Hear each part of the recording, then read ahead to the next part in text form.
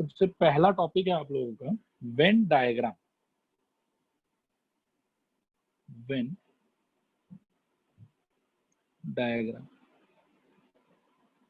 ठीक है।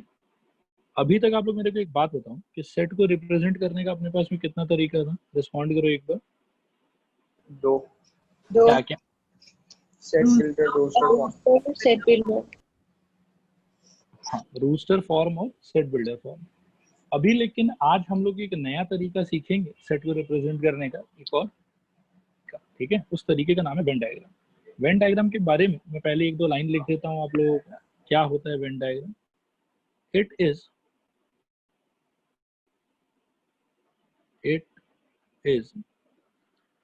Pictorial representation, pictorial representation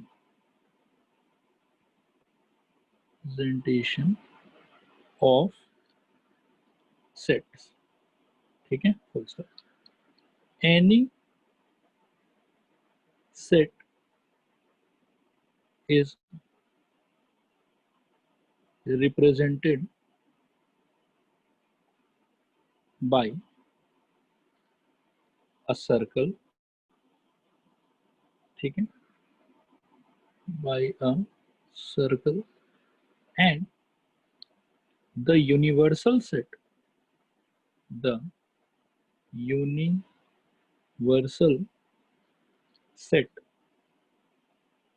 is denoted by a rectangle, ठीक है, is denoted by a rectangle, full stop।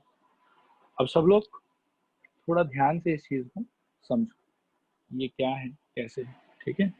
Suppose करो कि कोई एक सिचुएशन के अंदर में अपने पास में है capital A is equal to 1,2,3, capital B is equal to है बेटा 3,4, ठीक है।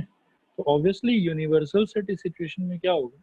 मिनिमम 1,2,3,4 होना चाहिए। अब एक आध और एक्स्ट्रा एलिमेंट चाहो तो ले भी सकते हो, और अगर नहीं भी लेते हो तो कोई बात नहीं, यूनिवर्सल सेट इसको तो बोल ही सकते हैं, ठीक है। अब ये जो रिप्रेजेंटेशन अभी फिलहाल आप लोग के स्क्रीन पे लिखा हुआ है, आई होप कि ये बात सबको पता होगा कि this representation is roster form of the set. फिर हम चाहे तो इन सारे सेट्स का सेट बिल्डर फॉर्म लिख सकते हैं, but today we are not interested in roster form और set builder form, rather we are much more interested in something new called Venn diagram. तो पहले वेन डायग्राम को समझो बेटा कि वो होता क्या है।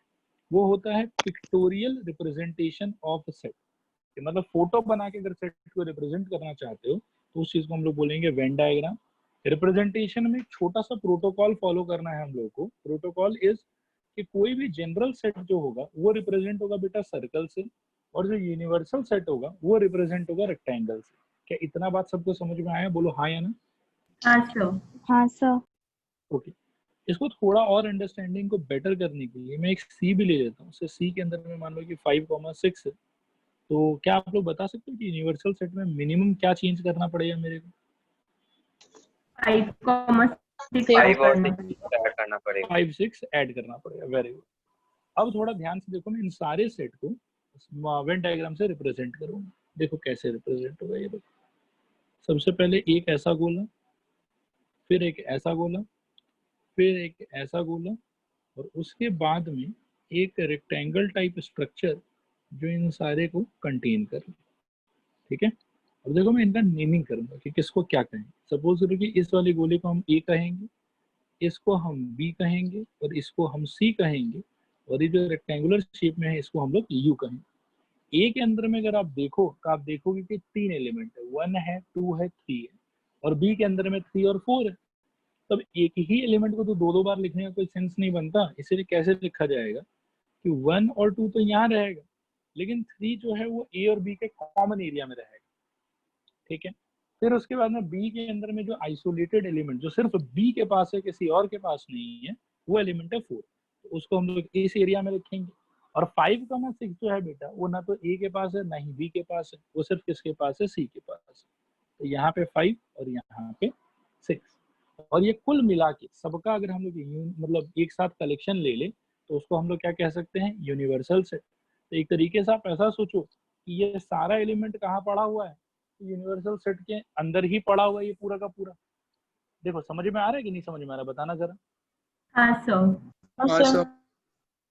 ओके, तो ये वाला जो फोटो बना के जो रिप्रेजेंटेशन होता है बेटा, इसको हम लोग कहते हैं when diagram representation of set. तो आज के बाद में कोई अगर पूछे कि कोई भी सेट को रिप्रेजेंट करने का कुल मिला के कितना तरीका है आप लोगों के पास में, तो आपको आंसर देना चाहिए 3 तरीका। पहला तरीका ऑब्वियसली रूस्टर फॉर्म, दूसरा तरीका set builder method, and third तरीका होगा बेटा वेन डायग्राम। क्या यहाँ तक सबको सब कुछ समझ में आया? एक बार रिस्पॉन्ड करो, हाँ या ना। हाँ सर। ओके हाँ सर। ओके, तो यहाँ से बेटा अब हम नेक्स्ट टॉपिक पे मूव करेंगे। अगले टॉपिक का सर। नाम है ऑपरेशन। हाँ बताओ बेटा। सर एलिमेंट्स कोई किसी सेट में ज्यादा होगा तो उसका क्या सर्कल बड़ा होना पड़ेगा, ऐसा कोई रूल है क्या? नहीं, ऐसा कोई रूल नहीं है। मतलब आप सर्कल इतना बड़ा बना दो कि सारा एलिमेंट का बस आ जाए उसके अंदर में नेम, बस बात खत्म, और कुछ नहीं। सर्कल बड़ा छोटा होना वो सब नहीं। फिर एक डाउट और भी किसी को हो सकता है, मतलब चलो ये आपने पूछा है तो मैं ये बात भी क्लियर कर दूं। अब एक डाउट आप लोग में से किसी को हो सकता है कि सर अगर नेचुरल नंबर को हम लोग को वेन डायग्राम से रिप्रेजेंट करना है तो हम क्या करें? भैया नेचुरल नंबर का रूस्टर फॉर्म देखो बेटा, ये होता है कि 1, 2, 3 डॉट डॉट डॉट, है ना। तो इसका यदि कोई वेन डायग्राम बनाना चाहता है तो ऑब्वियस सा बात है कि वो सारे एलिमेंट का लिस्ट नहीं कर पाएगा। तो वो क्या बोलेगा कि ये n है 1, 2, 3, 4, 5, 6 डॉट डॉट डॉट देके छोड़ देगा। तो this is the representation of natural number. है बात समझ? कोई भी जो इनफाइनाइट सेट होगा उसका सारा एलिमेंट आप लोग भी मेंशन तो नहीं कर पाओगे।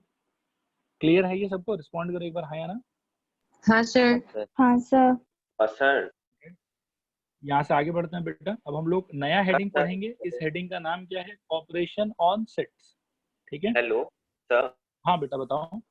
सर आप ये वेन डायग्राम आप एक बार समझा सकते हैं? सर मैं 2 मंथ्स लेट हो गया था तो मुझे बीच से फिर समझ में नहीं आया। कोई प्रॉब्लम वाला बात नहीं। अच्छा ठीक है, लेकिन प्रॉब्लम वाला बात कैसे नहीं? प्रॉब्लम वाला बात तो है। बस समझा दीजिए शॉर्ट में। नहीं, मैं शॉर्ट में समझा देता हूँ, लेकिन बेटा कोशिश करो कि एकदम टाइमली आया करो, ठीक है? नहीं तो बाकी लोग का टाइम वेस्ट होता है। अच्छा, वेन डायग्राम का मतलब है बेटा कि जैसे सेट को रिप्रेजेंट करने का अपने पास में 2 तरीका तो पिछले 2 क्लास में हम लोगों ने देख लिया। एक हमने देखा सेट बिल्डर फॉर्म और एक हमने देखा रूस्टर फॉर्म। अब उसके अलावा वेन डायग्राम आप ऐसा समझो कि this is the third new way of representing a set. ठीक है। इसमें हम लोग क्या करते हैं, इसका मीनिंग है पिक्टोरियल रिप्रेजेंटेशन ऑफ सेट। तो any set is represented bye a circle and universal set is denoted by rectangle. मतलब कोई भी सेट को अगर आप बाई फोटो रिप्रेजेंट करना चाहते हो, you can simply do one thing कि आप उस सेट के करस्पॉन्डिंग एक सर्कल बना लो और उसके सारे एलिमेंट्स को सर्कल के अंदर भर दो। तो इसको हम लोग वेन डायग्राम बोल देंगे। ठीक है। और यूनिवर्सल सेट का जो फोटो होगा, जो उसका पिक्चर होगा वेन डायग्राम वाला, वो खाली थोड़ा स्पेशल है कि वो हमेशा रेक्टेंगल के फॉर्म में होगा। और बाकी इन जनरल कोई भी नॉर्मल सेट अगर है तो उस सेट का जो वेन डायग्राम है वो सर्कल के फॉर्म में होगा। देखो क्लियर हो गया? Okay alright. तो अब नया टॉपिक है अपना यूनियन ऑफ सेट्स। ठीक है। सब लोग इसको ये यूनियन पहले से एक काम करते हैं कि हेडिंग लिखवा देते हैं,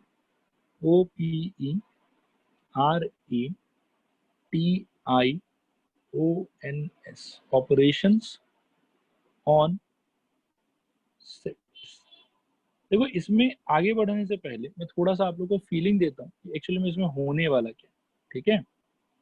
आप लोगों को जैसे याद होगा कि 2 नंबर अगर अपने पास में हो, सपोज करो कि एक 4 हो और एक 7, तो इन नंबर्स के बीच में अपन क्या क्या मैथमेटिकल ऑपरेशन लगा सकते हैं? अपन इसको ऐड कर सकते हैं, इसको सब्ट्रैक्ट कर सकते हैं, इसको मल्टीप्लाई कर सकते हैं और इसको डिवाइड कर सकते हैं। ये चारों ऑपरेशन याद है आप लोग को? रिस्पॉन्ड करो हाँ या ना। हाँ सर। हाँ सर। वैसे बेटा अगर आप 2 सेट लेते हो कि 1, 2, 3 और सपोज करो कि एक और set small a, small b। अब क्या है कि सिंस जो सेट होता है वो सेट अपने आप में कोई नंबर तो होता नहीं, तो 2 सेट के बीच में हम एडिशन, सब्ट्रैक्शन, मल्टीप्लिकेशन, डिवीजन तो नहीं सोच सकते। ठीक है। सेट एक टोटली अलग टाइप का सामान है, अलग टाइप का एंटाइटी है। तो इसके बीच में भी हम कुछ ना कुछ ऑपरेशंस लगाएंगे, बट वो operations addition, subtraction, multiplication, division तो नहीं होगा। लेकिन हाँ, आप ये जरूर सोच सकते हो कि ऑपरेशन का मीनिंग क्या है। तो ऑपरेशन का मीनिंग है कि जैसे यहाँ पे ये सब सारा का सारा मैथमेटिकल ऑपरेशन लगा के कोई रिजल्ट आपको मिलता था। एडिशन का मतलब होता था कि जोड़ो 11 मिलेगा, सब्ट्रैक्शन मतलब घटाओ -3 मिलेगा, मल्टीप्लाई मतलब गुना करो मतलब 7 × 8 28 हो जाएगा। फिर 4 / 7 का 4/7 ऐसा कुछ लिख सकते हो। ठीक है। तो जैसे यहाँ पे ऑपरेशन का अपना मीनिंग था ना, और हर एक ऑपरेशन का आउटकम अलग अलग तरीके से डिफाइंड होता था कि चलो ऐसा ऑपरेशन लगाया मतलब ये कर रहे हैं। अब हम लोग कभी 4 + 7 को देख के तो आंसर 28 नहीं बताते, क्योंकि सेट अ रूल है कि भैया ऐड करने का मतलब है जोड़ो एक दूसरे में, गुना मत करो। तो वैसे ही हम लोग क्या है कि जैसे यहाँ पे एडिशन, सब्ट्रैक्शन, मल्टीप्लिकेशन, डिवीजन, ये 4 ऑपरेशन था, ये 4 मैथमेटिकल समान था जो आप लोग बारंबार 2 नंबर पे लगाते थे। वैसे ही हम लोग सेट्स के लिए 4 ऑपरेशन, ये 3 ऑपरेशन अभी पढ़ने का ट्राई करेंगे। ये सारा का सारा एडिशन, सब्ट्रैक्शन वगैरह से सिमिलर है, but they are not exactly addition और सब्ट्रैक्शन। क्या ये बात समझ में आया? सबको रिस्पॉन्ड करो हाँ या ना। हाँ सर। हाँ तो मैं सर। एक एक करके सारे ऑपरेशंस का नाम लेता हूँ, फिर मैं उनको डिफाइन करूंगा कि उनका वर्किंग किस तरीके से होगा, और उसके बाद में हम लोग कुछ एग्जांपल को देख के उनको समझने का ट्राई करेंगे। ठीक है, तो सबसे पहले बेटा बिगिन करते हैं हम लोग नंबर वन जो मैं करने वाला हूँ उसका नाम है बेटा union of sets. Union of sets, ठीक है, इसको थोड़ा समझो। The union of any two sets capital A and capital B is a new set। मतलब दो सेट का यूनियन करके आपको क्या मिलेगा? फिर से सेट ही मिलेगा। ठीक है, new set, full stop. This new set contains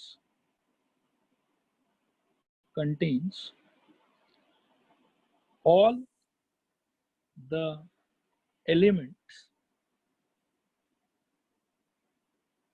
which are present in capital A और capital B और both। ठीक है, ये इसका मीनिंग है। ठीक है, ये बोथ के साथ में थोड़ा मैं और भी ऐड कर देता हूँ, both A and B, full stop. इसके साथ थोड़ा एक लाइन में और भी ऐड करता हूँ, it is represented by A U B. ठीक है, अब पहले एग्जांपल से इसको समझ लेते हैं कि इसका मीनिंग क्या है, और उसके बाद हम लोग इस पे आगे बात करेंगे। ठीक है, ध्यान से let capital A is equal to 1, 2, 3, capital B is equal to a, b, 2। ठीक है, अब a यूनियन b का मतलब होगा वो सारा एलिमेंट जो या तो कैपिटल A में है या तो कैपिटल B में है, और या फिर capital A and capital B दोनों में।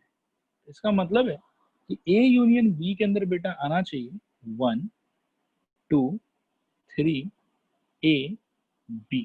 क्या ये समझ में आया? सबको रिस्पॉन्ड करो हाँ या ना। हाँ सर। हाँ सर। थोड़ा आया कि पूरा आया? पूरा सर पूरा। Very good. तो अब बेटा इसका हम लोग थोड़ा सा वेन डायग्राम को भी समझने का ट्राई करते हैं कि ए यूनियन बी का वेन डायग्राम देखने में कैसा होगा। सपोज करो कि ये आपका यूनिवर्सल सेट है। इमेजिन करो कि इसके अंदर कोई एक सेट है कैपिटल ए और कोई और एक सेट है कैपिटल बी। ठीक है, मैं इसका दो वेन डायग्राम बनाऊंगा। ये यू है, ये वाला ए है, ये वाला बी। तो इसका जो वेन डायग्राम होगा बेटा वो आप समझो कि ये शेडेड पार्ट होगा। मेरा शेडिंग उतना परफेक्टली नहीं बैठ रहा है, लेकिन आप ऐसा समझो कि ए और बी को कवर करने वाला पूरा एरिया। थोड़ा थोड़ा मेरा बाहर चला जा रहा है, बाहर जाना नहीं चाहिए हालांकि।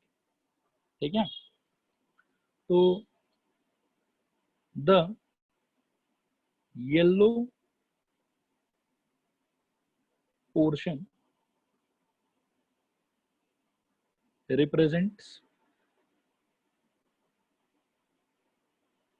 A union B। अच्छा, इसका एक फोटो और भी हो सकता है। अब जो ऊपर हमने एग्जांपल लिया उसमें तो क्या है कि आप क्लियरली देख रहे हो कि A और B के अंदर में एक कॉमन एलिमेंट भी है, but there is one more possibility कि A और B के बीच में कोई भी कॉमन एलिमेंट नहीं। ठीक है, ये U हो जाए ये ए हो जाए, ये बी हो जाए, ठीक है। तो इस सिचुएशन में क्या है कि कॉमन तो होगा नहीं, तो ए का सारा एलिमेंट और बी का सारा एलिमेंट को लेके जो नया कलेक्शन तैयार होगा उसको हम लोग कहेंगे ए यूनियन बी, ठीक है। तो इसके लिए भी ये वाला लाइन तो पक्का वैलिड है। देखो यहाँ तक आया समझ के नहीं आया समझ? स्टूडेंट्स रिस्पॉन्ड करो एक बार। हाँ सर सर। तो ए और बी का सारा एलिमेंट्स वो यूनियन ऑफ सेट्स में होना चाहिए क्या? हाँ एकदम मैंडेटरी है। देखो यहाँ पे बकायदा बताया वही चीज है। देखो कि the union of any two sets capital A and capital B is a new set. सबसे पहले तो इनका जो यूनियन होगा वो क्या होगा? एक सेट होगा, और उस सेट के अंदर में क्या होना चाहिए? This new set contains all the elements which are present in A. जो लोग ए में है उन लोग को लेना पड़ेगा, या फिर बी, जो लोग बी में है उन लोग को लेना पड़ेगा, और बोथ ए एंड बी। मतलब यहाँ पे बेसिकली आइडिया ये है कि जो लोग खाली ए में अकेला प्रेजेंट है उन लोग को भी लेना है, जो खाली बी में अकेला प्रेजेंट है उन लोग को भी लेना है, और जो लोग ए और बी दोनों में कॉमनली प्रेजेंट है उन लोग को भी लेना है। जैसे आप यहाँ देखो कि खाली ए में कौन प्रेजेंट है? 1 and 3, तो उसको लिया गया। खाली बी में कौन प्रेजेंट है? ए एंड बी, उसको लिया गया। और 2 जो है वो एक ऐसा एलिमेंट है जो कैपिटल ए में भी प्रेजेंट है और कैपिटल बी में भी प्रेजेंट है, तो उसको भी लिया गया, ठीक है। आया देवेश समझ में? हाँ सर, वो और में कंफ्यूज हो रहा है। ओके, नहीं और सर मतलब ये क्या कि ये तीनों कंडीशन का एलिमेंट्स को लेना पड़ेगा, बस और का मतलब ये है यहाँ। ठीक है सर। हाँ काफी। सर हाँ बताओ। सर सर ये सेम चीज तो उसमें भी था यूनिवर्सल सेट में। सर तो ये डिफरेंट कैसे है फिर उससे? यूनियन ऑफ सेट्स और यूनिवर्सल सेट में डिफरेंस क्या होगा फिर? यूनिवर्सल सेट के अंदर में और यूनियन ऑफ सेट्स में डिफरेंस ये होगा कि जैसे सपोज करें कि अभी हम लोग ये यूनिवर्सल सेट देख रहे थे कि ए आया, बी आया, सी आया, ठीक है। अब यूनिवर्सल सेट के टाइम पे इट इज मैंडेटरी कि ए बी सी का तीनों का पूरा एलिमेंट लेना, किसी को भी छोड़ना नहीं, ठीक है। लेकिन जब हम लोग कंडीशनल वे में यूनियन करेंगे, अपने चॉइस से यूनियन करेंगे हम लोग, तो उस टाइम पे ऐसा होगा कि अगर हमको जरूरत है तो मैं सिर्फ ए और बी का यूनियन करूंगा, उसमें सी को इंक्लूड नहीं करूंगा। अगर मेरा इच्छा है तो मैं सिर्फ बी और सी का यूनियन करूंगा, ए को इंक्लूड नहीं करूंगा। और अगर मुझे जरूरत है तो मैं ए और सी का यूनियन करूंगा, बी को इंक्लूड नहीं करूंगा। लेकिन यूनिवर्सल सेट लेते समय आपके पास में ये चॉइस नहीं होगा, आपको उस कॉन्टेक्स्ट में मेंशन्ड सारे सेट को ही लेके और उसको यूनाइट करना होगा, उसका सारा एलिमेंट्स लेना होगा। तो ये एक बेसिक डिफरेंस है यूनियन के बीच में और यूनिवर्सल सेट के बीच में। कापेश आया सर? Okay sir. हाँ सर एक और डिफरेंस होगा ना यूनिवर्सल और यूनियन के बीच में। सर यूनिवर्सल में आपका जो आप यूनिवर्सल सेट जिस बाकी सेट का कर रहे हो उसके अलावा भी कोई एलिमेंट इंक्लूड हो सकता है, बट आप जब यूनियन को दो सेट का करते हैं तो ये भी एक बहुत अच्छा मतलब क्या ये पॉइंट नमन बता रहा है, ये पॉइंट भी करेक्ट है कि यूनिवर्सल में अगर अपन चाहें तो 2-4 एलिमेंट अपनी तरफ से ऐसे भी डाल सकते हैं, ठीक है। कापेश क्लियर हो रहा है आपको? हाँ सर। लेकिन यूनियन में नहीं डाल पाओगे। यूनियन में एग्जैक्टली जो अवेलेबल है ए और बी के अंदर में उनको ही सिर्फ लेना पड़ेगा, ठीक है। आदित्य आप हाथ रेज कर रहे हो, कोई डाउट है तो पूछो बेटा। हाँ सर, वो आप जो वेन डायग्राम बनाया है ना, हाँ उसमें वो यू लिखा हुआ है ना सर, वो मतलब किस कॉन्टेक्स्ट में हमको पता है? कौन सा यू? ये वाला? हाँ ये वाला बेटा यूनिवर्सल सेट के लिए लिखा हुआ, क्योंकि यूनिवर्सल सेट को तो आप रेक्टेंगल से डिनोट करोगे ना। Universal set is denoted by a rectangle. तो ये जो पूरा रेक्टेंगल है ये मिला के एक तरीके से आप समझो, मतलब ये जो पूरा अंदर का जितना एलिमेंट है ना वो सारा मिला के यू को रिप्रेजेंट कर रहा है, ठीक है। हाँ बताओ बेटा। सर इसमें यूनियन सेट में आप ऑप्शन दिखाया और वाला टू नहीं इंक्लूडेड है बेटा आपका आवाज एकदम से इलेक्ट्रीफाई हो रहा है, मतलब मैं ठीक से नहीं समझ पा रहा हूँ आप क्या कह रहे हो, एक बार और ट्राई करो। सर इसमें जो फर्स्ट वाला ऑप्शन दिखाया नीचे और में, इसमें टू इंक्लूडेड नहीं है क्या? अभी भी आपको क्वेश्चन नहीं समझ पा रहा हूँ। सर हम चैट बॉक्स में लिख देते हैं। तो चैट अलाउ नहीं किया हुआ अपने एंड से, आप एक बार और बोलने का ट्राई करो बेटा। तो इसमें आप ऑप्शंस दिखाए हैं और में यूनियन सेट्स में, इसमें जो फर्स्ट वाला ऑप्शन है जिसमें दोनों सेपरेट है उसमें क्या टू इंक्लूडेड नहीं है? नहीं, इसको आप इस एग्जांपल से कंफ्यूज मत करो।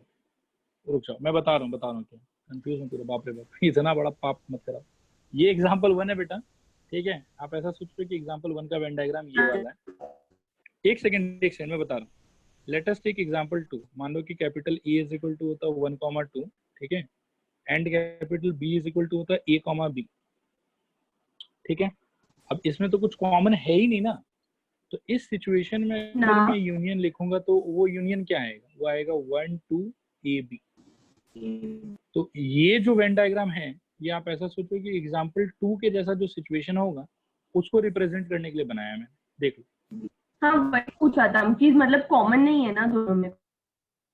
नहीं, ऐसा भी हो सकता है कि ए और बी के बीच में कुछ भी कॉमन एलिमेंट नहीं है, तो उस टाइम पे क्या है कि इनका जो ओवरलैपिंग वाला पार्ट होगा वो एग्जिस्ट नहीं करेगा, दोनों एकदम सेपरेट सर्कल्स होंगे। ओके सर, ठीक है, वेलकम। लेकिन दोनों ही सिचुएशन में याद रखना कि दोनों ही सिचुएशन में जो पूरा येलो पार्ट है शेडेड, वो पूरा येलो पार्ट मिलके ही आपका ए यूनियन बी रिप्रेजेंट करेगा। ठीक है, हाँ मैं कुछ बोल रहा हूँ, बताओ बेटा। सर आपका आवाज नहीं आ रहा है। हेलो, आवाज बाकी लोग एक बार कंफर्म करो तो आ रहा है कि नहीं आ रहा है? आ रहे सर। हाँ सर आ रहे सर। महक बेटा आपके एंड से थोड़ा सा नेटवर्क का इशू है, इंटरनेट शायद से स्लो है। हाँ कोई बात नहीं सर, बेटा, इसका टेंशन मत लो। रिकॉर्डिंग होगा क्या?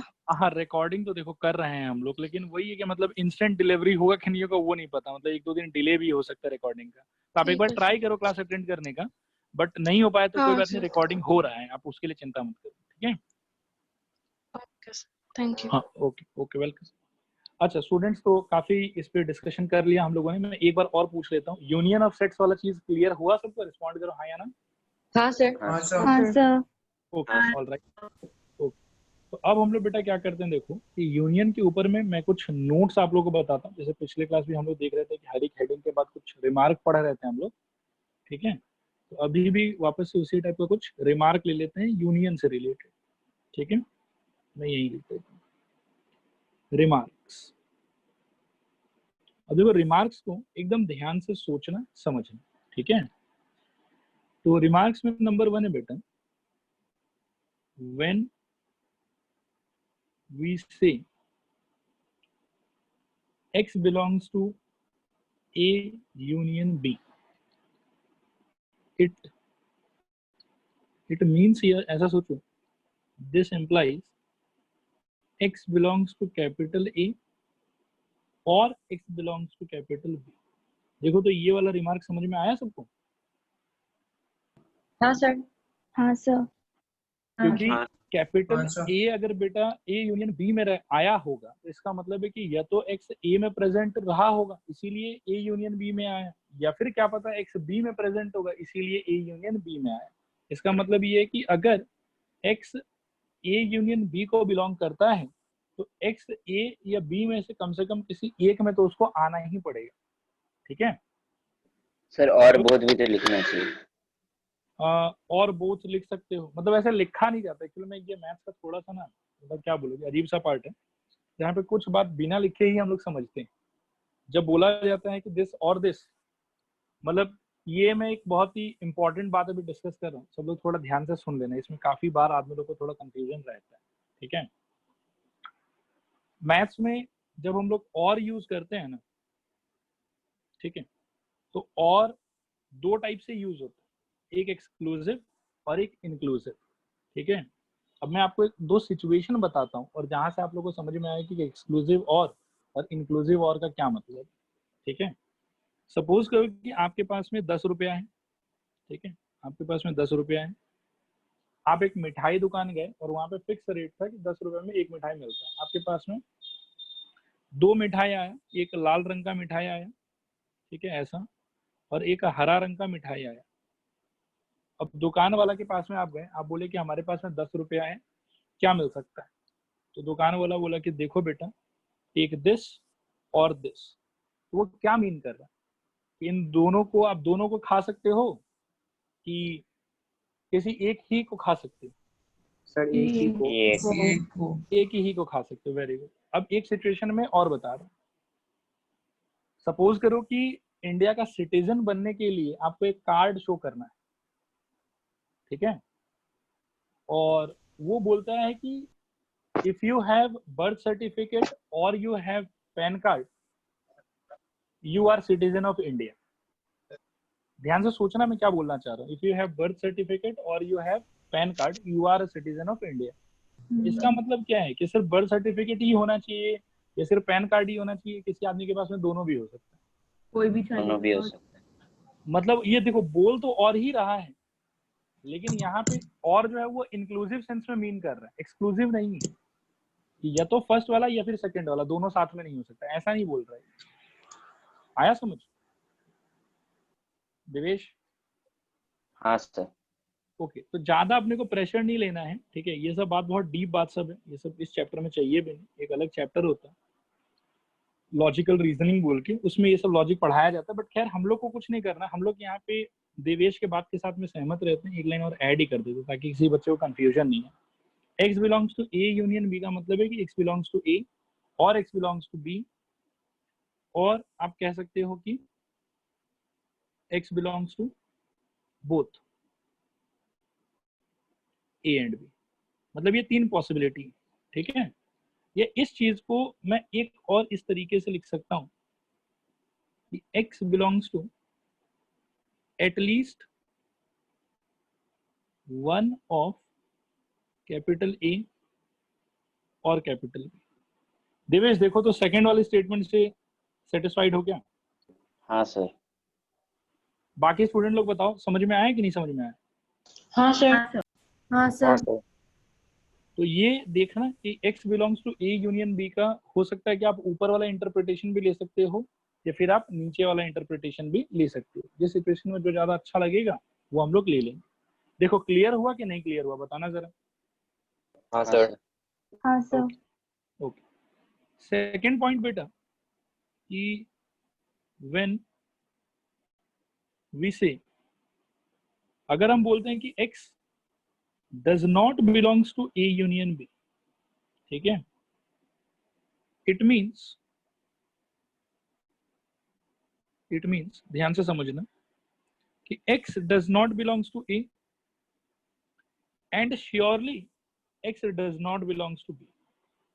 देखो ये आया समझ के नहीं आया समझ? हाँ सर। मतलब अगर ए यूनियन बी को बिलोंग करेगा तब तो हो सकता है कि वो ए में रहा होगा, हो सकता है कि वो बी में रहा होगा, हो सकता है कि वो दोनों में रहा होगा। ये कह सकते हैं कि कम से कम ए या बी में से किसी एक में तो कम से कम वो रहा ही होगा, तो ही वो ए यूनियन बी में आया होगा। लेकिन अगर हम बोल रहे हैं कि X does not belong to A union B, इसका मतलब एकदम कंफर्म है कि वो ए में भी नहीं आया होगा और साथ ही साथ वो बी में भी नहीं आया होगा। क्या ये बात समझ में आया सबको? रिस्पॉन्ड करो एक बार हाँ या ना। हाँ सर। हाँ सर।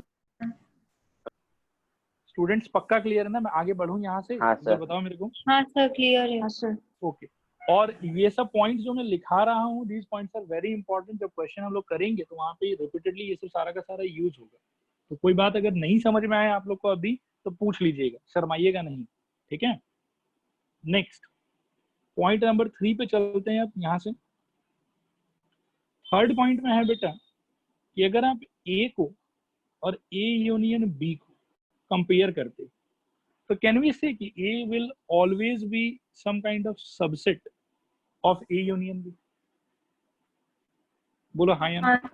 हाँ सर। हाँ सर। मतलब ए यूनियन बी के अंदर में देखो ए का सारा एलिमेंट तो आएगा ही आएगा, और साथ ही साथ हो सकता है कि एक आध एलिमेंट एक्स्ट्रा आ जाए, ठीक है, बी के तरफ से।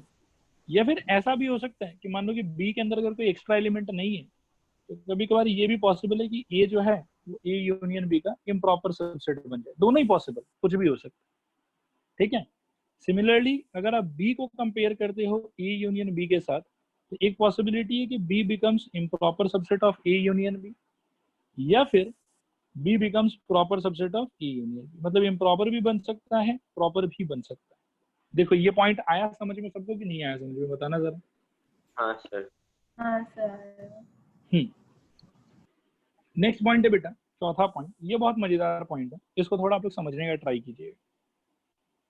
चौथे पॉइंट में ऐसा सोचो कि ए यूनियन बी करने के बाद में ए निकल के आया, इसका कंक्लूजन कोई दे सकता है क्या मेरे को? Sir B equal to B is a subset of A. B equal to 5 या फिर B B equal to 5, A या फिर B equal to A B equal is set. Equal to, ठीक है चलो मैं बोलता हूँ। इसका मतलब बेटा देखो दो हो सकता है, या तो B is proper subset of A, या फिर ये भी हो सकता है कि B is improper subset of, ठीक है। मतलब ऐसा सोचो कि कैपिटल A इक्वल टू 1,2,3 और B is equal to, imagine करो कि कुछ ना कुछ होगा इसमें, लेकिन वो A से कम होगा और A वाला एलिमेंट C होगा, लाइक मान लो कि 1,2 होगा। तो इस सिचुएशन में अगर आप A यूनियन B करते हो तो जो बड़ा वाला सेट है वही निकल के आएगा, ऑब्वियस सा बात है, 1,2,3, ठीक है, which is equal to what, A। तो यहाँ आप देख सकते हो कि B जो सेट अपन ने लिया है वो सेट कैसा है, A का सबसेट है कि नहीं है, वो बताओ जरा। है सर। हाँ हाँ, तो यहाँ पे तो प्रॉपर सबसेट है, लेकिन एक और पॉसिबिलिटी है कि इम्प्रॉपर सबसेट भी हो सकता है। सपोज करो कि A को मैं मान लो कि 1,2,3 लूं और B को भी मान लो कि मैं 1,2,3, ठीक है। तो उस टाइम पे भी A यूनियन B अगर मैं करूंगा तो मेरे को क्या मिलेगा, मेरे को A ही मिलेगा एक तरीके से, है ना। बच्चों आया समझ ये वाला कि नहीं आया समझ, बताओ। हाँ सर। हाँ सर। हाँ सर। हाँ सर। ओके बेटा, तो this was all about union, ठीक है। मैंने पहले आपको यूनियन डिफाइन करके समझा दिया कि यूनियन का मतलब क्या होता है। देन आई शोड यू कि वेन डायग्राम से कैसे उसको रिप्रेजेंट कर सकते हैं, और then I told you 4 important points या 4 इंपॉर्टेंट ऑब्जर्वेशंस या understanding regarding union of two sets, ठीक है। अब आगे चलते हैं और नेक्स्ट ऑपरेशन को देखते हैं कि वो क्या है। सर ये 5 भी होगा क्या? क्या बेटा? लास्ट फोर्थ पॉइंट में सर हाँ। B का वैल्यू 5 भी तो हो सकता है, मतलब B B empty null set भी तो। तो अगर 5 बेटा वो हुआ भी तो उस केस में तो 5 तो सबका सबसेट होता है, तो भी तो ये अंडरस्टैंडिंग बिल्कुल क्लियर है ना। नमन आया समझ, क्योंकि कोई भी चीज का जब हम लोग सबसेट का लिस्ट बनाना शुरू करेंगे तो सबसे पहला तो उसमें 5 खुद ही आएगा। बच्चों बताओ एक बार क्लियर हुआ ये पॉइंट? हाँ सर। ओके, तो अब बेटा नेक्स्ट ऑपरेशन देखते हैं हम लोग, ठीक है। और नेक्स्ट ऑपरेशन में भी घमासान चर्चा, कोई दिक्कत वाला बात नहीं। जो भी डाउट आप लोग को आप लोग पूछ सकते हो।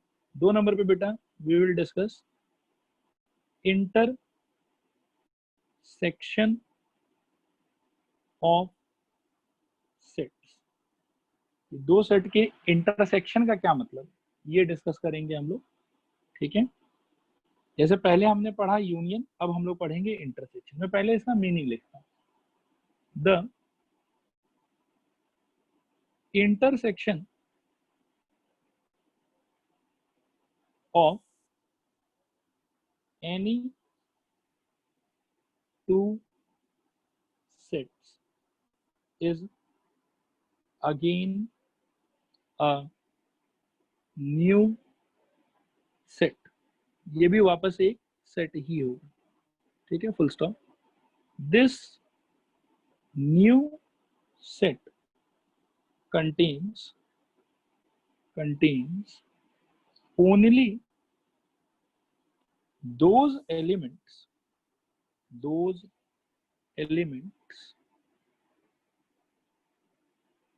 which are present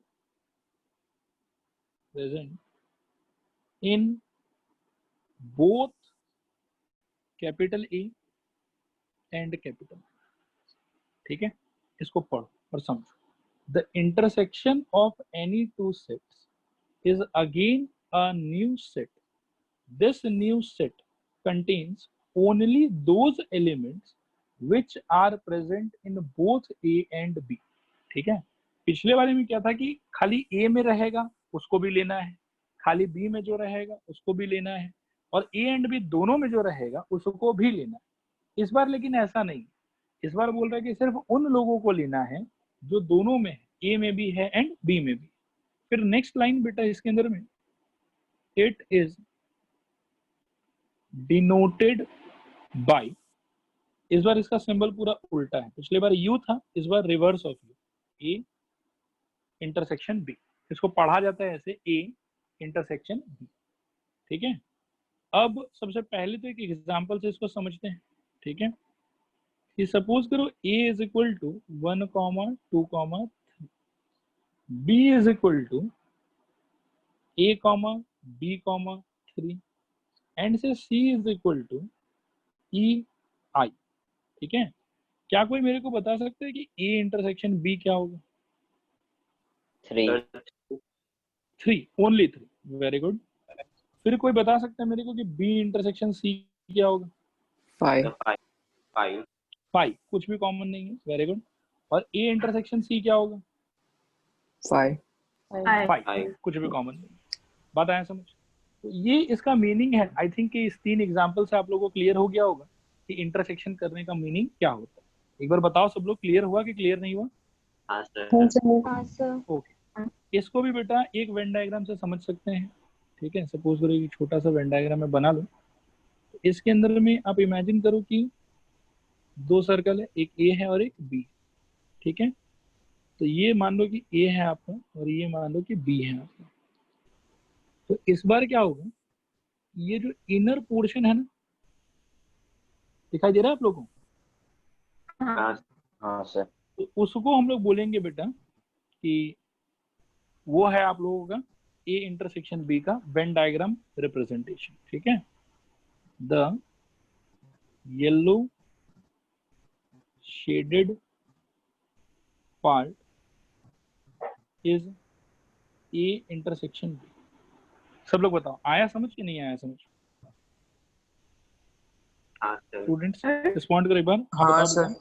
हाँ सर। उसमें खाली 3 लिखेगा ना? एलिमेंट लिखते समय खाली 3 ही लिखा जाएगा यहाँ पे, करेक्ट, ठीक है। और पिछले बार जैसे मैंने एक दूसरा डायग्राम भी बनाया था यहाँ पे, अगर आपको याद हो कि साइड साइड में कि इनके बीच में कुछ भी कॉमन नहीं है, फिर भी येलो पार्ट है पूरा का पूरा। इस बार वैसा डायग्राम बनेगा क्या? नहीं नहीं, क्योंकि अगर इसके बीच में कुछ कॉमन नहीं हुआ तो फिर तो इनका इंटरसेक्शन 5 हो जाएगा। तो इसीलिए इस बार दूसरा डायग्राम नहीं बनेगा, सिर्फ ऐसा ही डायग्राम बनेगा। क्या यहाँ तक सबको सब कुछ क्लियर हुआ? प्लीज रिस्पॉन्ड करूँ। तो एक बार रिपीट कर दो। मैं ये कह रहा हूँ बेटा कि इस बार ये दूसरा वाला डायग्राम नहीं बनेगा, क्योंकि अगर दोनों के बीच में कुछ भी कॉमन एलिमेंट नहीं हुआ तो हम देख रहे हैं कि उस केस में जो ए इंटरसेक्शन बी का या बी इंटरसेक्शन सी का जो वैल्यू है, अगर कुछ भी कॉमन नहीं होता तो वो कितना आ जाता है? 5। तो अगर दो ऐसा सेट है जिसमें कुछ भी कॉमन नहीं है तो शेड करने के लिए कोई पोर्शन आएगा ही नहीं। आया समझ? हाँ हाँ सर। हाँ काबिश बताओ। सर अगर 5 उसका मतलब इंटरसेक्शन 5 आया तो सर उसका वेन डायग्राम क्या होगा फिर? उसका वेन डायग्राम कुछ नहीं होगा बेटा, उसमें मतलब नॉर्मल ऐसा होगा कि हम कोई पार्ट को शेड नहीं कर पाएंगे। दिखा दो अच्छा मैं देखूं, ठीक है। सपोज करो कि ये ए आएगा, ये बी आएगा, but there will be nothing to shade, क्योंकि इनके बीच में कॉमन तो कुछ है ही नहीं। हाँ तो इसीलिए शेड कुछ नहीं होगा और there is no A intersection B existing in the first diagram. Clear है? ओके ओके, चलो ठीक है, मैं इसको मिटा देता हूँ, इसका कोई खास रेलेवेंस नहीं है, ठीक है। अब पिछले बार की तरह इस पे भी बेटा हम लोग रिमार्क देखेंगे। थोड़ा सा रिमार्क को थोड़ा अच्छे से समझना, ये बहुत इंपॉर्टेंट। रिमार्क के अंदर में क्या देखूं, सबसे पहला point,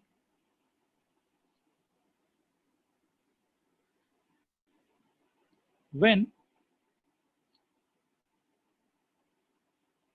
we say x belongs to a intersection b, इसका मीनिंग क्या होता है कि x को a में भी रहना पड़ेगा, और पिछले बार जैसे और बोल रहे थे तो इस बार क्या बोलेंगे? एंड x को b में भी रहना पड़ेगा। तो सबसे पहले तो बताओ कि ये रिमार्क समझ में आया कि नहीं आया? हाँ सर हाँ सर। हाँ सर। ऑल राइट, ये तो पहला रिमार्क था। दूसरा रिमार्क है बेटा कि when we say x does not belong to a union b, sorry a intersection b, इसका मतलब होता है कि x does not belong to a और x does not belong to b।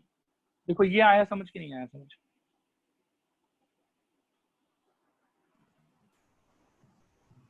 Students respond करो एक बार। हाँ सर। हाँ सर। सर इसमें क्यों और लगते हैं? हाँ नहीं सर, ये इसमें तो फिर दोनों को ही होना पड़ेगा ना। देखो वही। मैं बताता हूँ। हाँ, इसमें बात ऐसा है बेटा कि इसमें अगर आप ए इंटरसेक्शन बी में आना चाहते, ध्यान से समझना। हाँ, if you want to come in the set A intersection B, then you have to be present in capital A also and you have to be present in capital B also. दोनों में जब आप present रहोगे तो उस time पे you will be able to come in the set A intersection B. अब आप सपोज करो कि जैसे यहाँ पे देखो, जैसे 1 है, ठीक है, 1 is present in set A but it is not present in set B and because of that 1 is not present in A intersection B. तो 1 जो है वो ए इंटरसेक्शन बी में क्यों नहीं आ पाया?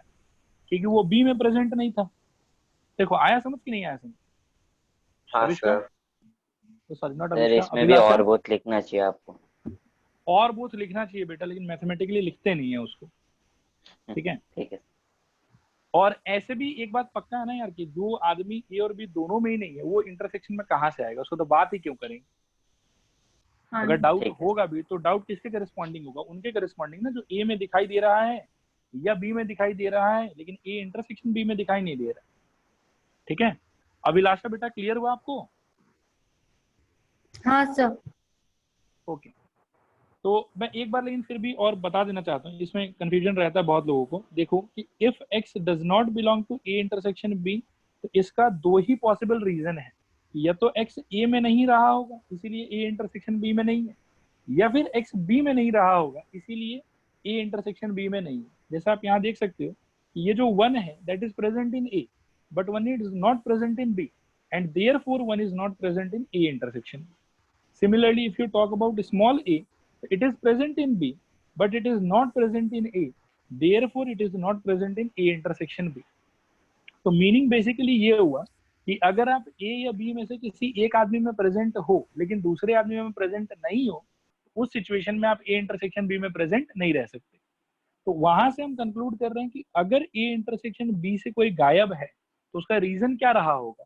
उसका रीजन ये रहा होगा कि क्या पता वो A से गायब हो या फिर क्या पता वो बी से गायब, और दोनों से गायब होता फिर तो ऑब्वियस सा बात है कि इंटरसेक्शन बी में तो कहाँ से आएगा। मैं एक बार और पूछता हूँ, स्टूडेंट्स बताओ मेरे को अच्छे से आया समझ कि नहीं आया समझ? हाँ सर। हाँ सर। और हाँ सर। याद रखना कि फ्यूचर में ये सारा चीज रिपीटेडली बार बार यूज होता है, इसीलिए these things are very important, इनको आपको याद रखना पड़ेगा, ठीक है। इसीलिए मैं इतना डिटेल में यहाँ पे डिस्कस कर रहा हूँ आप लोगों के साथ। मैं एक बार और पूछता हूँ, आया समझ कि नहीं आया समझ बेटा बताओ?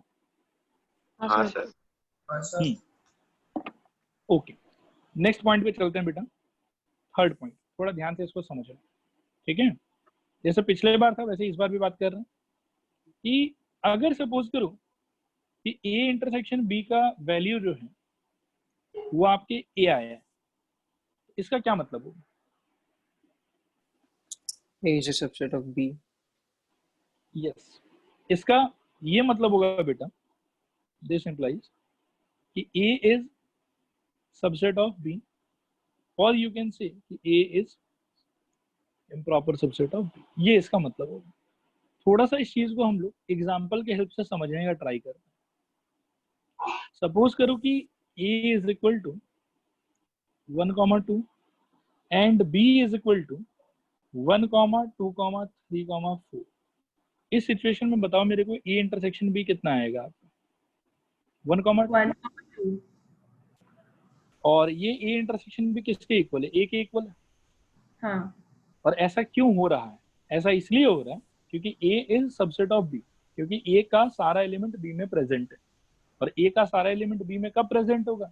जब a इज क्या रहेगा? Subset of b। आया समझ? हाँ सर। बच्चों रिस्पॉन्ड करूं? हाँ सर। हाँ सर। हाँ सर। ओके, तो सिमिलरली मैं एक चेंज अगर यहाँ पे करूं, इस एग्जांपल को तो मैं ऐसे ही ब्रैकेट में डाल देता हूँ, ठीक है। अच्छा, मैं एक चेंज अगर यहाँ पे करूं बेटा, मैं बोलूं कि a intersection b equal to, a नहीं आ रहा इस बार, सपोज करो b आ रहा, तो यहाँ पे क्या बोलोगे बताओ? Sir B is a subset of A और और B is an b improper is subset of improper improper। Subset of a। दोनों में से कुछ भी पॉसिबल हो सकता है, ठीक है। आई होप कि ये वाला पॉइंट क्लियर हुआ सबको। अब हाँ सर। फोर्थ और आखिरी पॉइंट बेटा, अगर आप a इंटरसेक्शन b को A इंटरसेक्शन B को और A को कंपेयर करोगे तो व्हाट कैन यू से? Subset. A intersection B is always a part of E। बोलो हाँ या ना? हाँ सर। हाँ सर। तो ये वाला भी हो सकता है और चांस है कि ये वाला भी हो सकता है। A intersection B proper subset of capital, it is possible.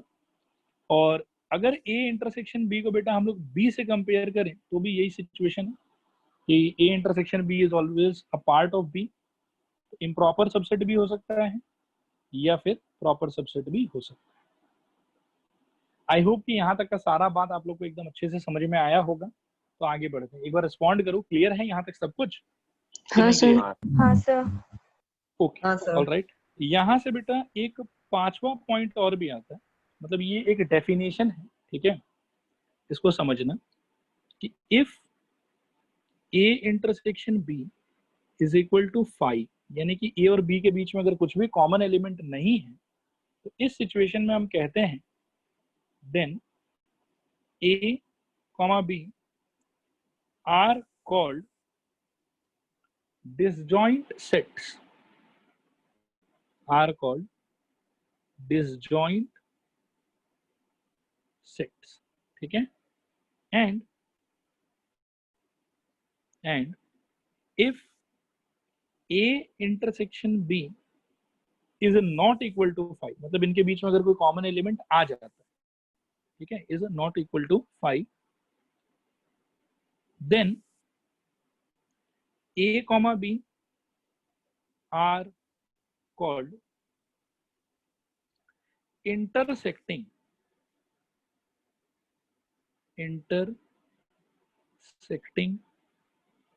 sets, are called intersecting sets। देखो ये आया समझ स्टूडेंट्स की नहीं आया समझ, बताना जरा। सर हाँ बताओ। सर डिसजॉइंट सेट्स में कलर नहीं होगा ना?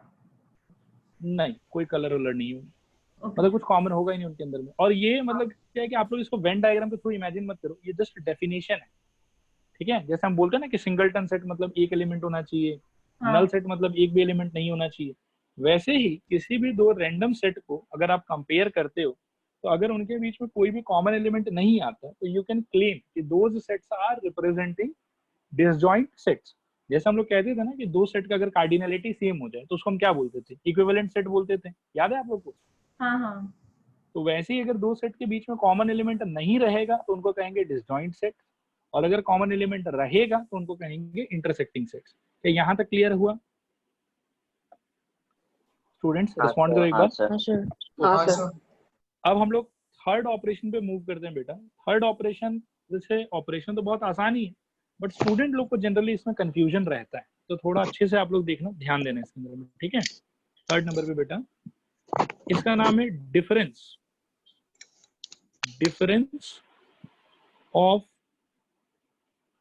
टू सेट्स, ठीक है? इसको ध्यान से समझो। डिफरेंस ऑफ टू सेट्स का डेफिनेशन हम लोग ऐसे दे सकते हैं, let capital E and capital B are two set, इनको दो सेट होने दो, then the difference of A and B is represented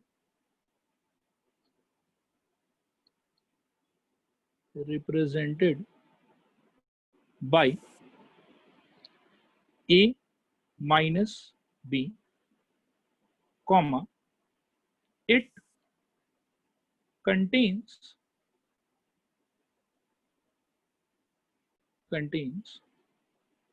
all the elements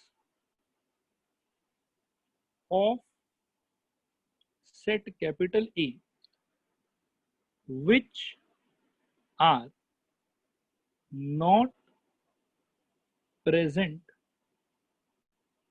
in capital B। Full stop. ठीक है, ये पढ़ने में, ये देखने में बहुत ही सिंपल लग रहा होगा, लेकिन people get confused while applying this. So let us take one example and have a very clear picture. ये क्या बोलना चाह रहे हैं? Say capital A is equal to 1 2 3 4 and capital B is equal to say A B C D 3 4. ठीक है, can you tell me what is the meaning of A minus B here? The 1 2 1 2 हाँ, A 1 B C 2 A B C D। ठीक है, एक ये option मैं दे रहा हूँ आपको, मेरे को मालूम है कि बहुत लोगों को ये लगेगा, और एक ऑप्शन मैं ये भी दे रहा हूँ कि A minus B is equal to 1 2 सिर्फ 1 2। 1 2 हाँ अब आप लोग चूज करो कि फर्स्ट वाला करेक्ट है कि सेकंड वाला करेक्ट है। सेकंड वाला सेकंड वाला। डेफिनेशन के हिसाब से। कुछ लोग सेकंड में जा रहे हैं, किसी को ऐसा लगता है कि फर्स्ट वाला ज्यादा करेक्ट है, प्लीज रिस्पॉन्ड। सर मेरे को लगता है नमन को लगता है फर्स्ट वाला करेक्ट है, ओके। और कोई? मुझे लगता है सर। और खुशी को भी लगता है, वेरी गुड। और हाँ सर, मुझे भी लगता है। अभिलाषा भी सपोर्ट में, धीरे धीरे उधर मेजोरिटी हो रहा है। चलो ठीक है, मैं बताता हूँ बेटा, आप लोग डेफिनेशन पे फोकस करो। डेफिनेशन क्या बोल रहा है? डेफिनेशन बोल रहा है then the difference of A and B is represented by A minus B. It contains, मैं इसको हाईलाइट कर देता हूँ, it contains all the elements of set A which are not present in B। इसमें ऐसा तो कहीं नहीं बोला कि all the elements of set B which are not present in set A। Imagine करो, थोड़ा सोचो, दिमाग पे जोड़ दो। ना। हाँ सर सेकंड वाला सर। हाँ सर नमन पता लग गया। आ रहा समझ? हाँ सर ये देखो बहुत कॉमन मिस्टेक है, कोई वैसे चिंता करने वाला बात नहीं है। जिंदगी में फर्स्ट टाइम पढ़ रहे हो तो ये मिस्टेक ठीक है, हो जाए। मैं भी जब फर्स्ट टाइम पढ़ा था शायद पता नहीं मैंने भी ये मिस्टेक किया होगा, ठीक है। लेकिन इसका हार्श रियलिटी यही है, ये वाला चीज बेटा रॉन्ग है। मैं आज ही रॉन्ग कर रहा हूँ यहाँ पे, आप लोग कभी भी इसको रिपीट मत कीजिए। समझ आया सबको? बोलो हाँ या ना। हाँ सर। अच्छा, यदि आप लोग कहते हैं कि समझ में आया तो मैं एक सवाल पूछना चाहूंगा आप लोग के परमिशन से। मेरे को बताओ b माइनस ए का वैल्यू क्या होगा? A B C CD। ABCD की ABCD 1 2? सिर्फ ABCD A B C D सिर्फ ABCD, वेरी गुड। क्योंकि b माइनस ए का मतलब बेटा होगा वो एलिमेंट्स जो B के अंदर हैं लेकिन A के अंदर नहीं। अब A के अंदर कुछ एक्स्ट्रा पड़ा हुआ, उससे अपने को कोई लेना देना नहीं। ये आया समझ सबको कि नहीं आया समझ? बताओ जरा। हाँ सर। आया sir. Okay okay, all right. अब पिछले बार की तरह इसका भी बेटा हम लोग कोशिश करते हैं कि वेन डायग्राम पहले देख लें and after looking at Venn diagram हम लोग रिमार्क्स पे चले। इसका मैं आप लोग को दो वेन डायग्राम दिखाऊंगा। एक मैं आपको दिखाऊंगा ए माइनस बी का, और दूसरा बेटा मैं आपको दिखाऊंगा बी माइनस ए का, और दोनों ही देख के आप लोग को बहुत मजा आएगा। ठीक है, अब शेड कर देते हैं इसको।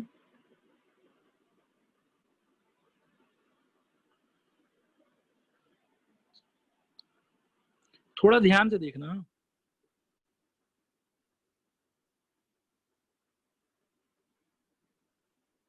कलाकृति बहुत सुंदर तो नहीं हो पा रहा मेरा, लेकिन I am trying my best. And to make it very clear, let us put a brown colour here. ठीक है, अब आप बताओ कि फर्स्ट वाले सेट को यदि मैं बेटा ए कहूं और इसको मैं बी कहूं, तो यहाँ पे कौन से कलर द्वारा ए माइनस बी रिप्रेजेंट किया जा रहा है? येलो येलो येलो की yellow plus brown? Yellow yellow portion yellow area. ठीक है, आया समझ सबको? रिस्पॉन्ड। हाँ सर। All right. और बेटा अगर ये ए है ये बी है, तो वापस से चलो इस बार कुछ पिंक ले लेते हैं।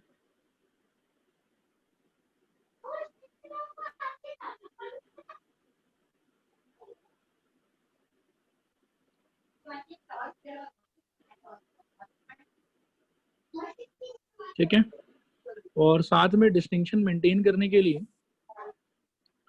Let us mark this area with blue.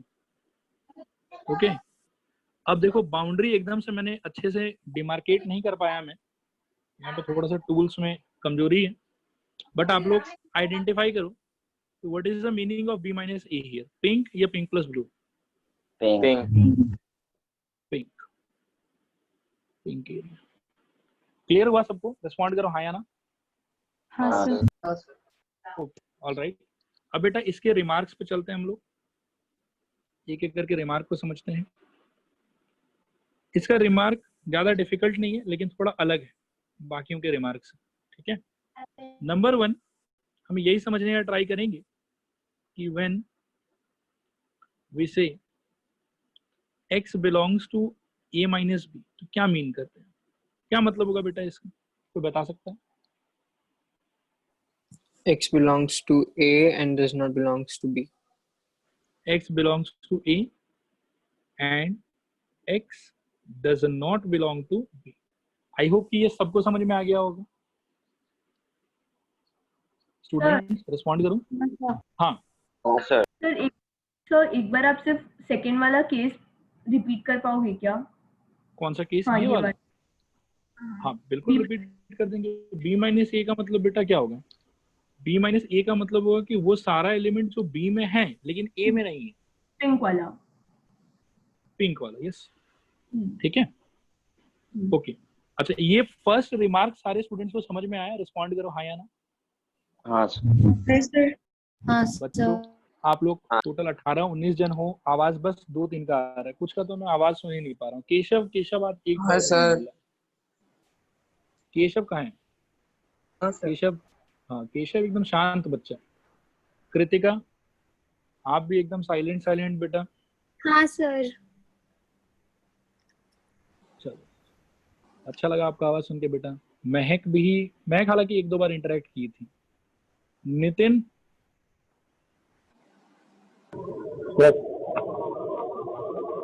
चलो नितिन का भी आवाज सुना। Surabhi,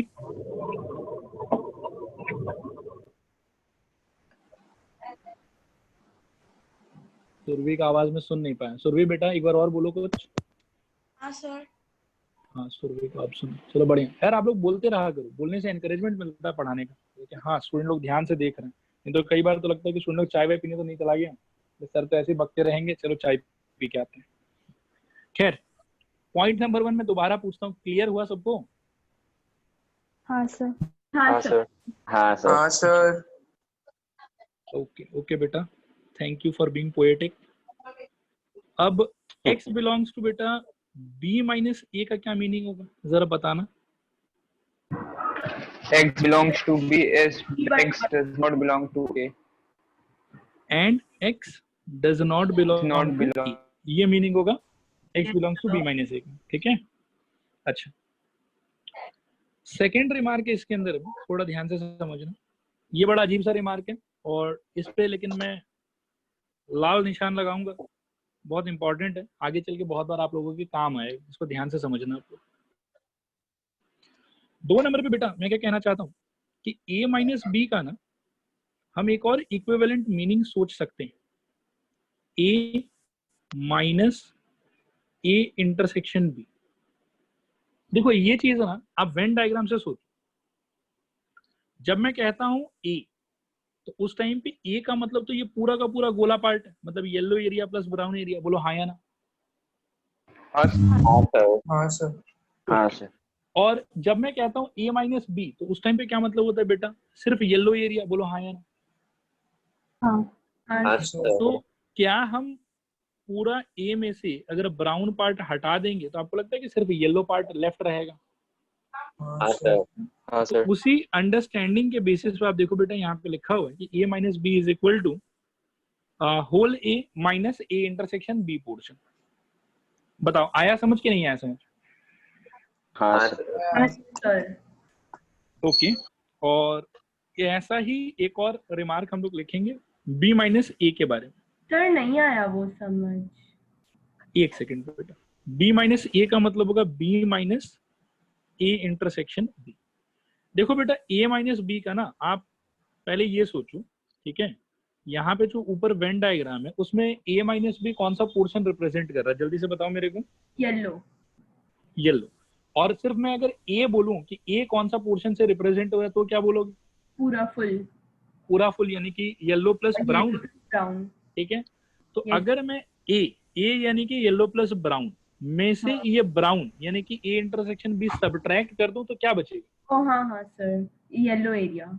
yellow area, and yellow area is equal to a minus B. तो a माइनस बी को कई बार आप a minus A intersection b के तरह भी इंटरप्रेट कर सकते हो। हाँ सर। अच्छा स्टूडेंट्स एक बार रिस्पॉन्ड करो, यहाँ तक सारा बात समझ में आया आप लोग को अच्छे से? हाँ सर। हाँ सर। हाँ सर। ओके, तो आज मैं आप लोग को और प्रॉपर्टी वगैरह बता के भी बोर नहीं करूंगा, एक दो क्वेश्चन करते हैं, थोड़ा मजा लेते हैं क्वेश्चन करके, और फिर अगले क्लास इससे रिलेटेड और थोड़ा बहुत प्रॉपर्टी है वो सब पढ़ेंगे और फिर आगे हम लोग क्वेश्चन वगैरह करते रहेंगे। ठीक है, एक बहुत ही प्यारा मजेदार जबरदस्त क्वेश्चन है जो करके आप लोग एकदम मजा आ जाएगा। देखो, if capital A is equal to 2,4, interval है, याद होगा आप लोग को ब्रैकेट से। Capital B is equal to से 3,7। ठीक है, अब करना है आपको फाइंड नंबर 1 बेटा A union B, number 2 you have to find A intersection B, number 3 you have to find A minus B, and number 4 you have to find B minus A। ठीक है, दिस इज द क्वेश्चन, ये करेंगे हम। आप लोग एकदम से आंख वाँख मीच लो पूरा बढ़िया से और एकदम से होश में आ जाओ, ये बहुत ही बढ़िया सवाल है ये, और इसमें 99% बच्चों को कंफ्यूजन आता ही आता है एक पॉइंट। ठीक है, फर्स्ट दो तो बहुत इजी है, वो तो जल्दी जल्दी हो जाएगा, थर्ड और फोर्थ में थोड़ा आता है कंफ्यूजन। तो देखते हैं कि हम लोग को भी कंफ्यूजन आता है कि हम लोग को नहीं आता। पहले मैं इसका ना थोड़ा सा पिक्टोरियल रिप्रेजेंटेशन भी लेना चाहूंगा। ठीक है, थोड़ा ध्यान से आप लोग स्क्रीन पर देखो, ये मान लो बेटा अपना रियल नंबर लाइन है। अब इसमें मैं पहले a को भी फाइंड करना चाहता हूँ और फिर मैं b को भी फाइंड करना चाहता हूँ। तो a के लिए आई थिंक कि 2 से लेके मेरे को 4 तक जाना पड़ेगा, और b के लिए आई थिंक कि मेरे को 3 से लेके 7 तक जाना पड़ेगा। ठीक है, अब a के लिए आई थिंक 2, 4, और आपको अगर वो वाला क्लास याद हो तो 2 भी इंक्लूडेड और 4 भी इंक्लूडेड, और इनके बीच का सारा नंबर भी इंक्लूडेड 2 से लेके 4 तक का। ठीक है, और हम लोग अगर बात करें 3 और 7 का, तो ये 3 है, 3, 7, और 3, 7 पे बेटा 3 भी इंक्लूडेड, 7 भी इंक्लूडेड, और इनके बीच का सारा नंबर इंक्लूडेड। ठीक है, अब मैं आप लोग को चांस देता हूँ, एक एक करके आंसर बताओ। जब तक आप लोग गलत नहीं बताओगे तब तक मैं कुछ नहीं बोलूंगा, जब तक सही बताते रहोगे बढ़िया है। बताओ पार्ट 1 का आंसर क्या होना चाहिए? Close 2 to 7. वो close to 7। It is very clear कि A यूनियन B का आंसर होना चाहिए क्लोज 2 से लेके 7, क्योंकि 2 से बिगिन करके 7 तक सारा नंबर इंक्लूडेड है, कुछ भी छूट ही नहीं रहा। हाँ, तो 2 से लेके 7 तक closed interval A union B का मीनिंग। Very good. नंबर 2 में बेटा A इंटरसेक्शन B बताओ आप लोग। Close 3 to 4. 3,4। क्लोज 3 से लेके 4। वेरी गुड, ये भी बहुत करेक्ट, बहुत मस्त। ठीक है, थर्ड नंबर पे ये थोड़ा interesting, Close 2 A to minus open B। 3. Okay, Close एक सजेशन आया, इसका आंसर मैं एक बार नहीं लिख रहा हूँ, मैं इसका आंसर ना यहाँ पे साइड में लिख रहा हूँ। एक बार आप लोग बताओ किसके हिसाब से क्या होना चाहिए। Sir close to 3 open. Close to 3 open, ये कौन बोल रहा था? एक बार और बोलो बेटा। कापिश। हाँ सर। ये कापिश का आंसर है। और बताओ सर ये इंटरवल विनायक में का भी आंसर है। देना जरूरी है क्या? हाँ बेटा, इंटरवल में आंसर देना जरूरी है। कापिश और विनायक का ये आंसर है। किसी और को अगर कुछ और आंसर लग रहा है, दिस इज द टाइम बेटा, से योर आंसर। ओपन 1,3। ऐसे नहीं, ऐसे नहीं, ढंग से एकदम सोच के।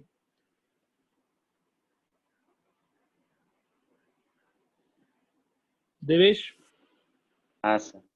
बोलो बोलो, कोई बात नहीं, जो बोलोगे वही लिख देंगे, बताओ। Sir open bracket 1,3 open bracket 1,3 ऐसा, ओपन ब्रैकेट क्लोज। हाँ ठीक है। और कोई आंसर?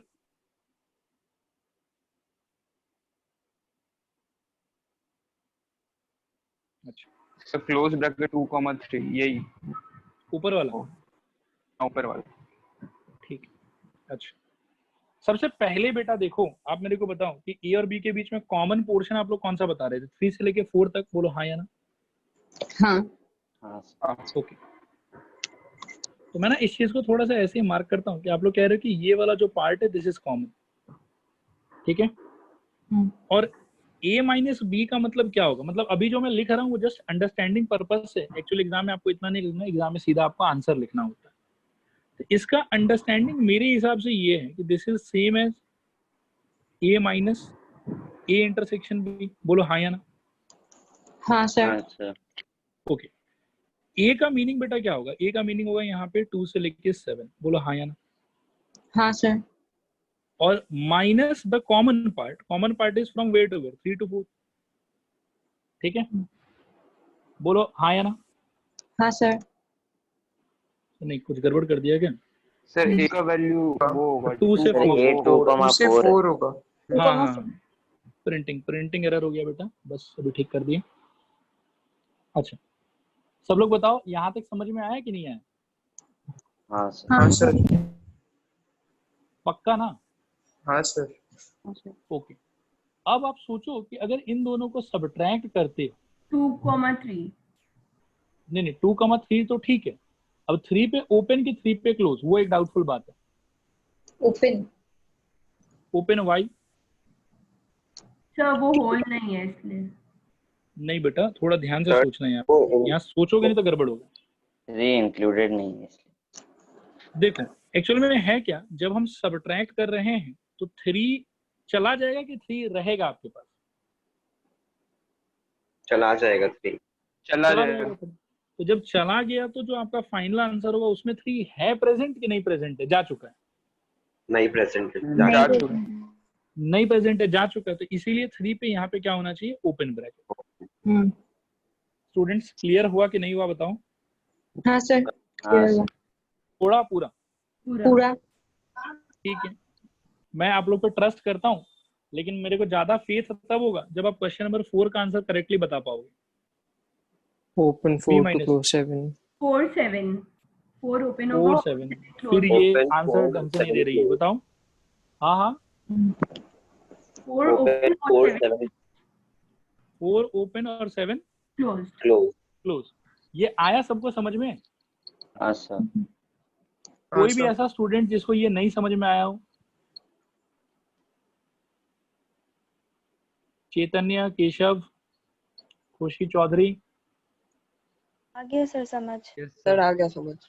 ओके, ऑल राइट बेटा, अगर ये आ गया समझ तो जस्ट अपने मन के शांति के लिए, आप लोग इंटेलिजेंट है, मुझे पूरा भरोसा है, लेकिन फिर भी मैं अपने मन को समझाने के लिए एक सवाल और पूछना चाहूंगा सिमिलर पैटर्न पे।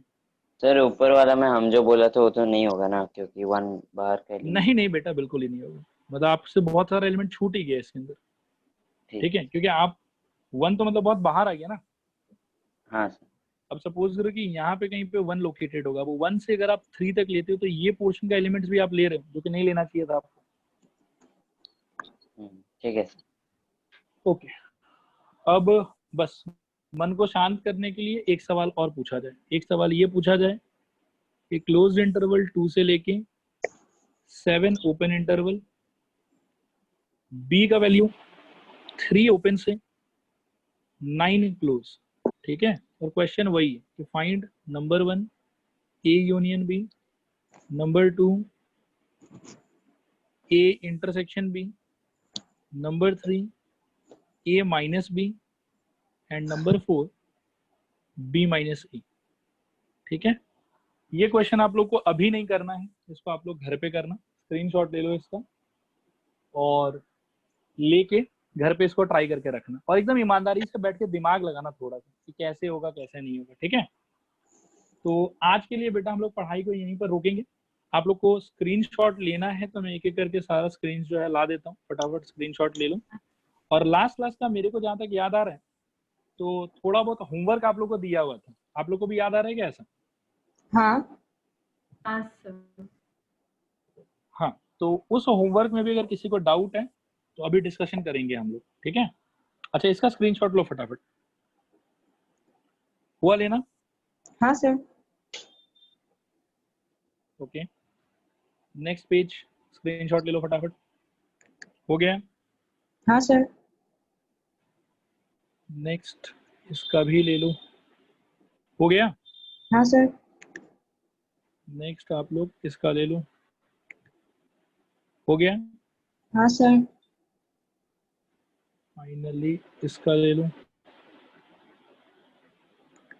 हो गया? हाँ सर। और लास्टली इसका ले लो। अब हम लोग होमवर्क डिस्कस करेंगे, तो अगर किसी को डाउट है तो वो लोग रुके, और जिनके डाउट नहीं है आप लोग जा सकते हैं बेटा। Thank you very much. Next मिलते हैं हम लोग Saturday. Thank you sir. Welcome thank you thank sir. You sir. Welcome. Thanks ना। Thank you sir.